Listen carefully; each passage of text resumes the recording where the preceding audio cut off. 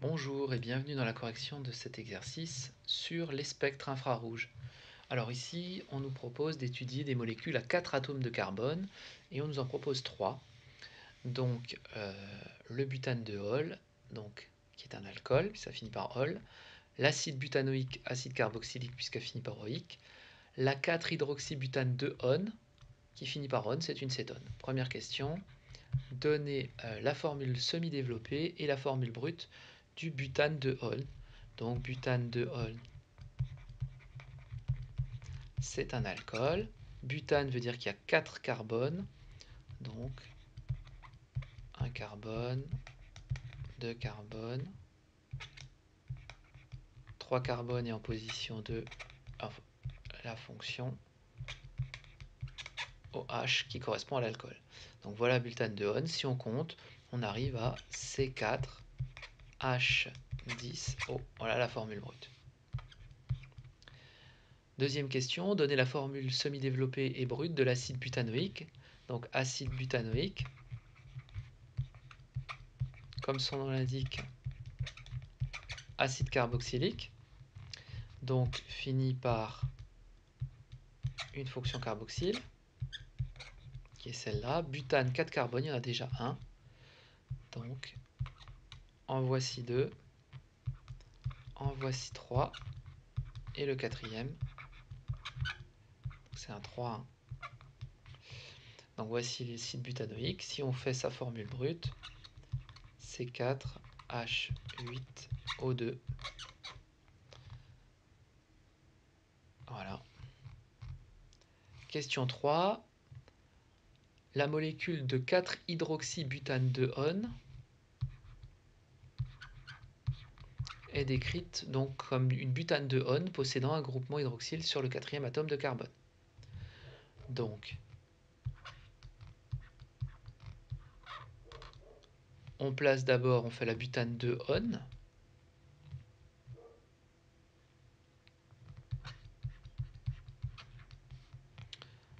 Donc butane, toujours 4 carbones.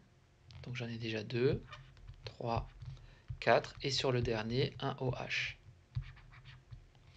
Et puis on complète avec les H qui manquent. Ce qui en formule brute nous donne C4H8O2. La même que tout à l'heure. On peut donc dire que les deux molécules sont isomères. C'est pas demandé, mais ça fait pas de mal de le préciser. Ensuite, on dit que cette molécule, donc celle-ci, est bifonctionnelle. Pourquoi? Parce qu'elle a deux fonctions, hein. Évidemment, ici, on voit qu'il y a la partie cétone et ici, il y a la partie alcool. Donc, elle a deux fonctions. Donc, c'est ce qu'on peut dire, hein. Donc, les deux fonctions, c'est les fonctions alcool plus cétone. Enfin, les familles. Donc, fonction hydroxyle et carbonyle.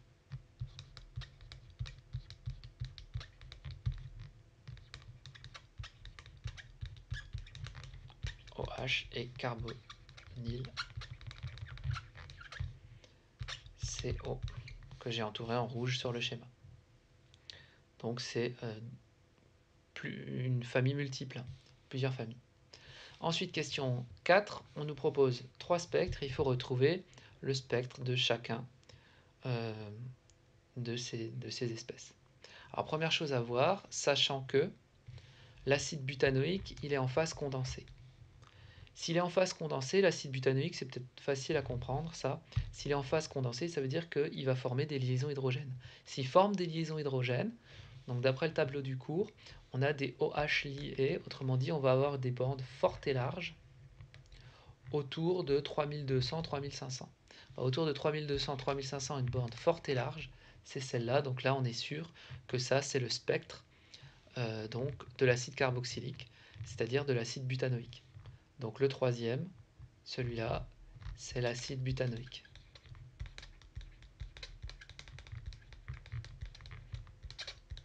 Alors encore une fois, je répète pourquoi. On a ici un gros pic qui est autour de 3200-3500 cm-1. Donc ça montre bien qu'on a des OH liés. On voit qu'il y en a dans les deux autres, il n'y en a pas du tout, hein, une grosse bande comme ça. Donc on est sûr que comme il était en phase condensée, c'est l'acide butanoïque. Ensuite, on peut s'intéresser aux deux autres spectres. On voit que un des premiers réflexes, toujours regarder le pic à 1700. Là, il y a un pic à 1700, par contre ici, il n'y a rien à 1700.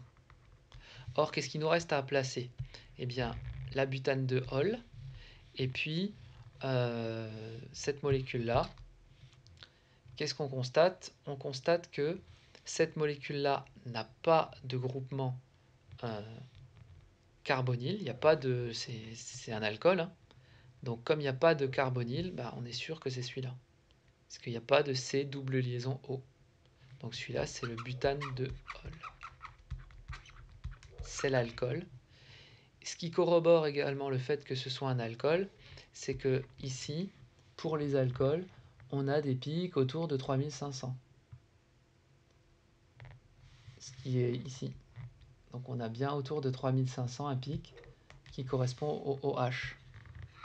Donc ça, c'est le OH de la partie alcool. En revanche, donc si on analyse le spectre central, donc forcément le spectre central, eh bien c'est la molécule bifonctionnelle, c'est-à-dire la 4-hydroxy-butane de Hall.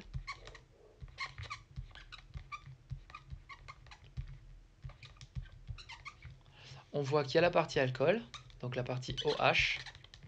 Il y a le pic à 1500, donc celui-là, à 1700, pardon, ça correspond à la partie C double liaison O.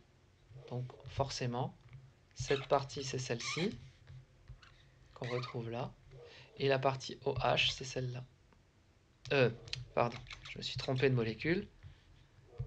C'est celle-là, ici, et la partie OH c'est cette partie-là. Donc on est sûr d'avoir les bonnes molécules. Enfin, question 5. On nous donne ci-contre une représentation d'une molécule qui comporte 4 carbones et puis 2 oxygènes qui sont rouges. Donc il faut qu'on donne son schéma de Lewis. Donc on voit qu'on a un CH3 au bout,